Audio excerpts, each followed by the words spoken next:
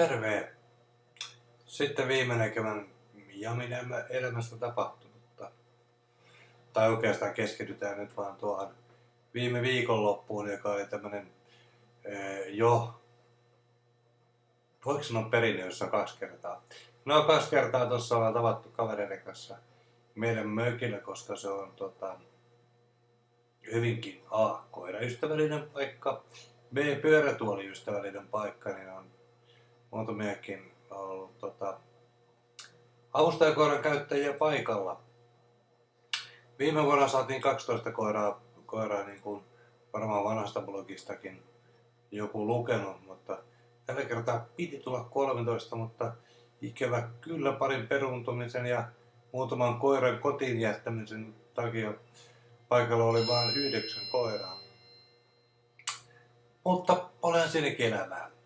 Onneksi perjantai, joka nyt muodostautui se niin kuin viikonlopun kohokohdaksi, koska melkein kaikki lähti jo lauantaina kotiin, niin perjantaina sää suosi ja koirat tekivät omia temppujansa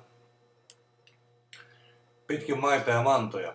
Tällä kertaa ei käyty naapurin kompostia tyhjentämässä, vaikka naapurin rouvalle kun käytiin etukäteen kertomassa, että tänä vuonna taas tulee sitten muutama koira käymään, niin hän sitten pakkasi tavaransa ja lähti. Toisaalta oli kyllä jo valmiiksi pakkaamassa tavaroita ja lähtemässä, että ihan meidän takia ei lähtenyt. Mutta tosiaan naapurusta tulee pahempaa tuhoa aiheutettu. Ei edes Andy, joka viimeksi kävi tuhoja aiheuttamassa. Mutta kiva oli. Ja ne, jotka katselevat olivat paikalla, niin kiitoksia. Ja toivottavasti ensi vuonna uudestaan.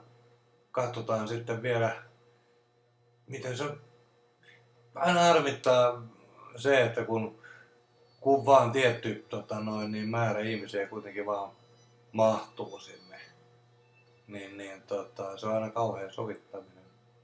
Toisaalta, niin. Katselen ensi vuoden kokoonpanoa sitten ensi vuonna.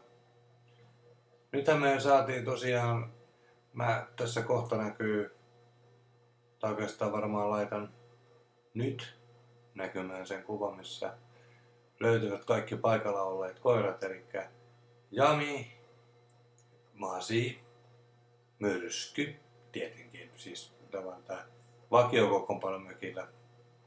Sitten sieltä löytyy Veera,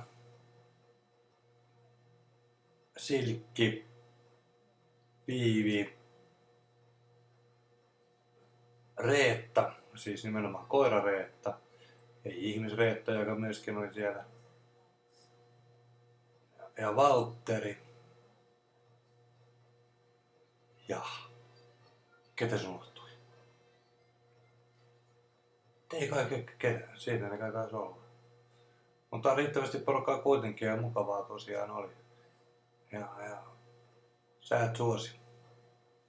Toivotaan myös yhtä hyvää ensi vuodelle ja muutenkin kaikille loppukesäksi.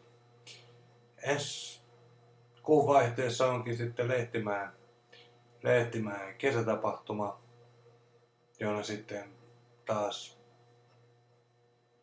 odotamme, tai siis yhdistys odottaa, en minä, niin odotamme sitten porukkaa ja siitä sitten kyllä tehdään jonkunnäköistä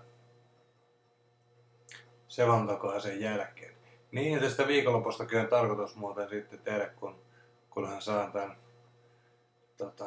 teknologian toimimaan, niin jonkun verran tuli otettua videoita ja vähän siitä sitten joku hieno videon tekele, toisin kuin tämä tyhmä pälätys, niin jotain video- ja valokuvasysteemiä ajattelin vääntää. Mutta katsotaan mitä siitä saan aikaiseksi ja palataan siihen myöhemmin. Moi. Niin. Tulee tässä pikku jälkihuomautus.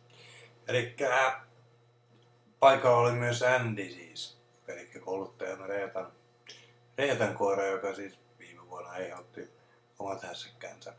Mutta ettei jäisi mainitsematta, niin myös Andy oli paikalla ja kuvassa.